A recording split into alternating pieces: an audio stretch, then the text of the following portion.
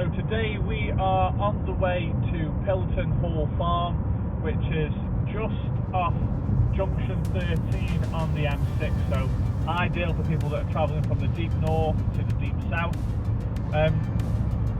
So for those of you that have never heard of it, Pillaton is amazing. So it's been through a period of real transformation over the last 3 years. So it's now got things like a brand new toilet block. It's got a bar and takeaway area. It's got like big jumpy airbags for the kids, 2 parks, fishing, cold water swimming, paddle boarding. So for those of you that haven't been for 2 or 3 years, I'd say the toilets were like an old wooden cabin up the corner of the site. So it's now got in the middle a massive brand new toilet facility block, which is absolutely fantastic, with a laundrette and all that sort of stuff. So we're going to show you all that. Like I said, for those of you that haven't been for a few years, it is absolutely 100% worth checking it out. Now, it isn't the cheapest site, definitely not the cheapest site, but if you're looking for somewhere to take kids away that's near Birmingham, near God's country, that is Stoke, if you're looking for something like that and a few nights away, it is absolutely fantastic. Let's show you around.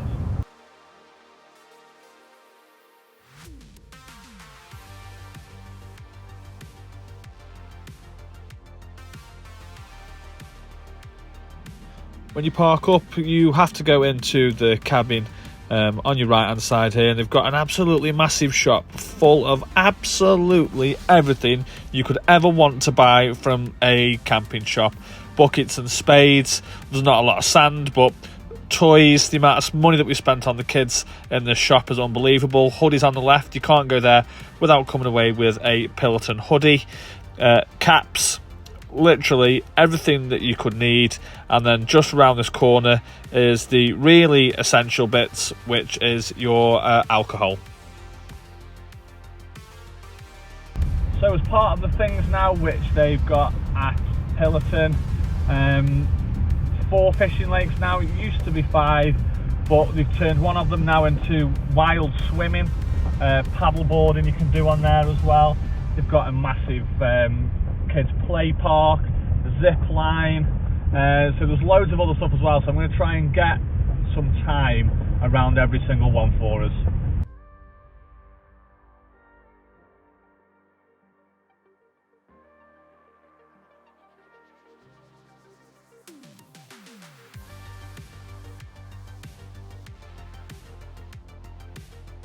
So on your left hand side, this was the first fishing lake, which used to be called Cherry. So this is now what they've turned into the wild swimming and the paddle boarding. Look at the colour of that water, it looks absolutely brilliant. So Pillaton then's got a combination of a few hard standing pitches. It's mainly grass pitches with electric hookup and some without electric hookup. I think there's over 220 pitches in total. So it's hard to try and give you any scale really as to how big the site is. But if we just try and have a little look down there. So it goes right the way back there. It's one of the fishing lakes, and you've got tents and stuff like that which fit behind that lake as well. The thing I love about Pillaton is, with it mostly being grass pitches and stuff like that, it feels more sort of together. It feels more festivally, a little bit more sort of like a rally. Just once again, try and give you a bit of scale as to how big the site is. Beyond the first field, if you follow the road up and go past Dotties, this is a fishing lake called Chase View. It's probably my favourite one on there. So lots of good fishing on there as well. Just beyond the horizon there, you've got an enclosed dog running field, and you've also got the camping pitches with the non-electric hookups. So this bar and takeaway area here is called Dotties, so that's only perhaps a season old, but all that roof is new as well. It does amazing food there. I had an amazing burger and an amazing pint from there, so I'll put a picture of those on after. But like I say, they've got a proper chef in there now. The prices are reasonable and it's really, really high quality. Whilst you're waiting for the food as well, there's these 2 massive bouncy castles for the kids, so whilst you're waiting for your food. And they've also got a little cover there so you can sit down whilst you're waiting for food or having a drink, and you don't have to worry about the rain.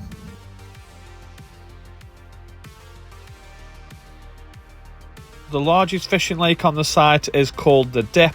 So as you can see beyond there, that's where they have some of the seasonal caravans. There's an island to the middle of the fishing lake as well. So it is quite exposed, so you definitely feel the wind, as you can tell by the surface of the water, but it's a really, really nice lake. This is number one of the children's play areas. So this is just in the middle of the main field. So as you can see, sand here, loads and loads of stuff for the kids to do. It's really, really, really high quality stuff. This is the second park.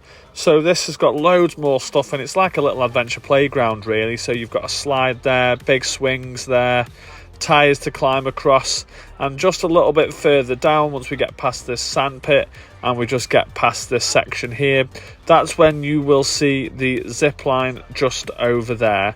So, you know, in terms of parks, really, really, really good stuff. This is the gorgeous Lenny and Coco, two of the nicest, most friendly dogs in the world. There was no space for me on the paddleboarding because they prioritise people on site, which is really, really good. So the public couldn't book on unless there was space left after, and this was me trying to get my nephew into a wetsuit. To be fair, it's a good job there was no space, because there's no chance I could have got in or out of a wetsuit. It is important to know that the water isn't heated, so it's literally just a lake on a campsite. So this is my sister and my nephew, my brother trying to push my sister in, trying to build up the courage to get inside the cold water.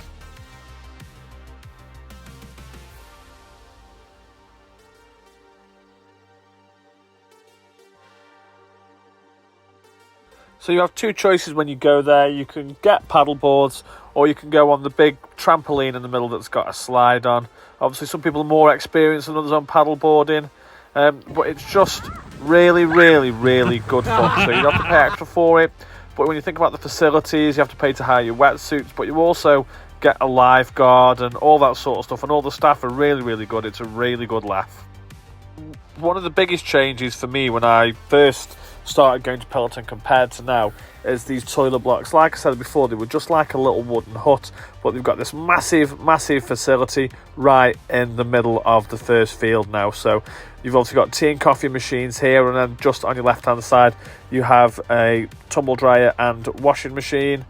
And then moving forward again, beyond there you can do the dishes, but there's the men's toilets, which, just to let you know, it's Lisa filming now, so that's why we're going to go into the women's toilets. So obviously all individual cubicles, everything's cleaned 5, 6, 7, 8 times a day. Everywhere's absolutely spotless.